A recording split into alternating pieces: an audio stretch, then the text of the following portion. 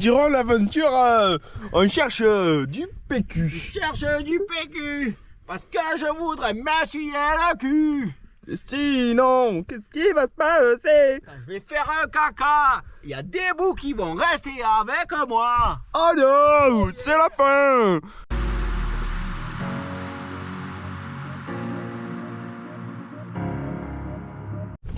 Et bonjour, aujourd'hui pour cette nouvelle aventure, puisque vous êtes coincés sur votre canapé et pas moi, nous allons faire ensemble la Via Ferrata du pas de l'échelle qui se situe à Andiwa. Donc ici, tous les bleds s'appellent Andiwa. Et donc ici, on va faire la Via Ferrata à Andiwa. Donc je serai avec Arnaud. Je roule la bagnole, j'ai pas mon casque. Qui a oublié son casque. Et avec Franck. Donc c'est parti pour cette petite Via Ferrata. En fin d'après-midi, on a attendu qu'elle passe à l'ombre parce qu'il faisait chaud aujourd'hui. Donc au lieu d'arriver de faire la Via Ferrata à 14h, on s'est calé là à l'ombre. On a écouté des albums de reggae parce que monsieur Arnaud s'est découvert une passion pour le reggae. Et maintenant qu'on a fini le reggae, eh ben on va faire le canyon. Alors la Via Ferrata démarre ici. Ouais. Non, la là, regarde, regarde, pas là. d'échelle, pas démarre ici. Donc, Rien à voir quoi. et là ils disent que c'est là. La Tiro. Il n'y a pas un accès là? Parce que là, là on a le pas, et puis là il y a l'échelle, hein. Ça fait pas d'échelle. Ah oui, le départ du pont là-bas? Mais c'est... Oh! Qu'est-ce que c'est que cette cascade qu'on aurait pu faire avec une corde? Ça m'excite. Un départ à l'échelle là. Vous avez un départ tiro là. Nous on va prendre le départ tiro là. C'est parti pour Arnaud pour une tyrolienne de 40 mètres. Allez. Alors une tyrolienne arrivée filée comme ça, c'est chouette. Et voilà, il est arrivé. Pour la Tiro. Oh que c'est joli!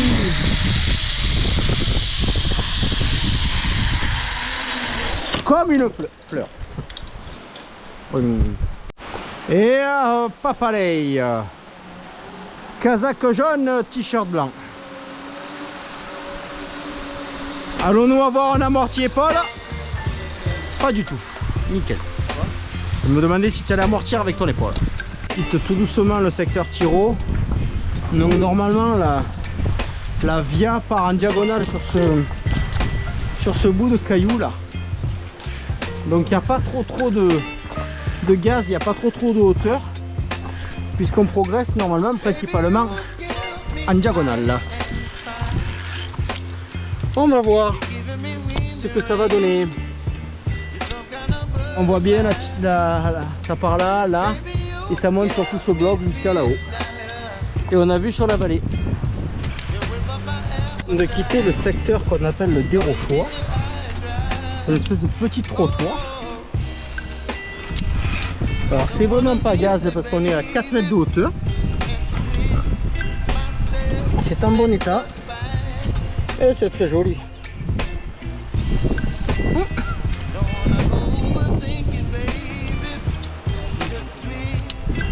Et ouais.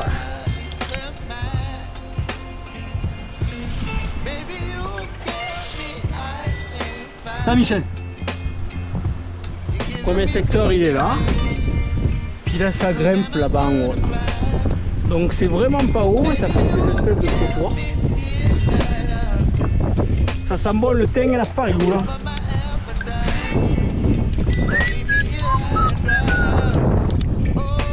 Nous voici sur les petites vires qu'on a vues tout à l'heure. Zéro difficulté technique. C'est une randonnée avec un câble sur le côté gauche.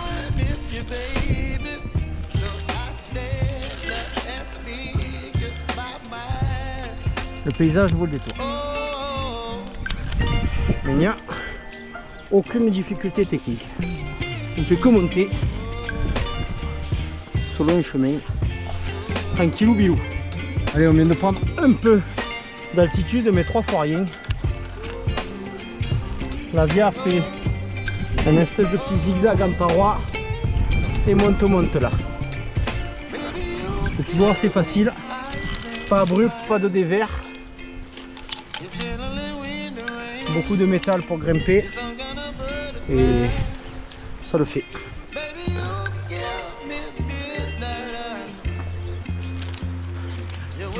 Ça le fait. Comment ça se passe? On n'aura pas plus que c'est bon.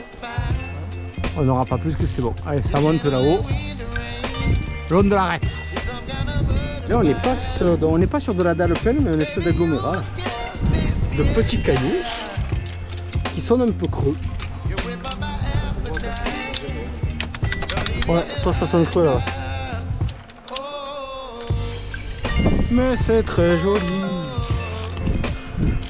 C'est très beau. Et on repasse dans la tranche avec vue sur la vallée.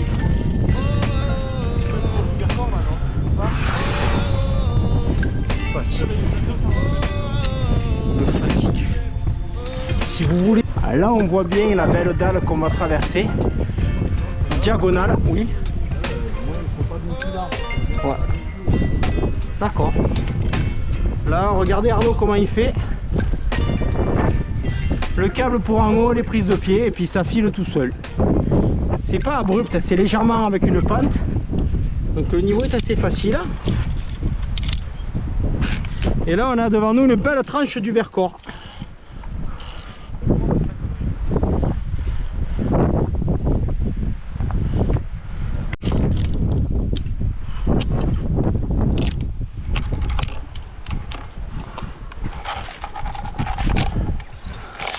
Une marche à l'égyptienne et ça fait le job.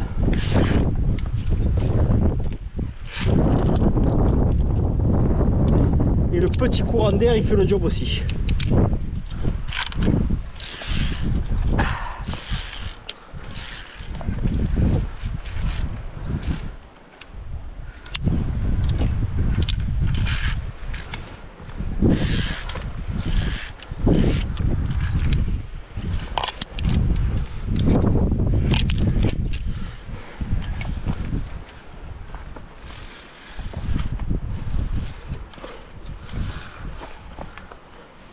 C'est très joli, c'est très beau.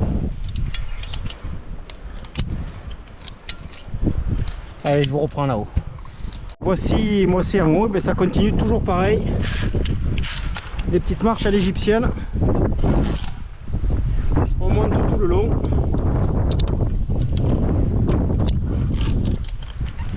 Le panorama qui va bien.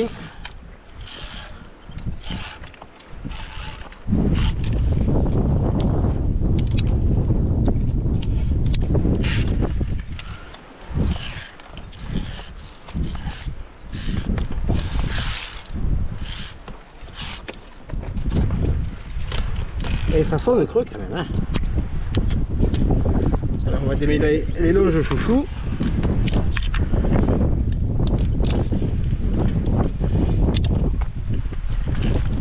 Et la suite, où il y a Arnaud, ben c'est toujours pareil.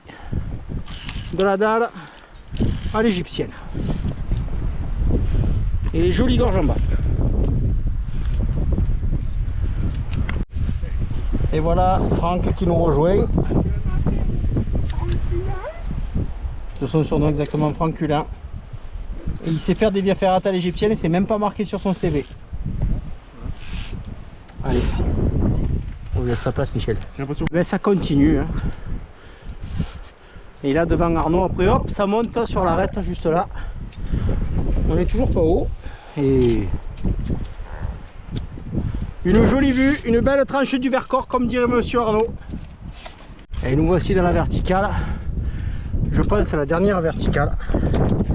Et beaucoup de barreaux, c'est que de la montée sur échelle. Zéro difficulté technique.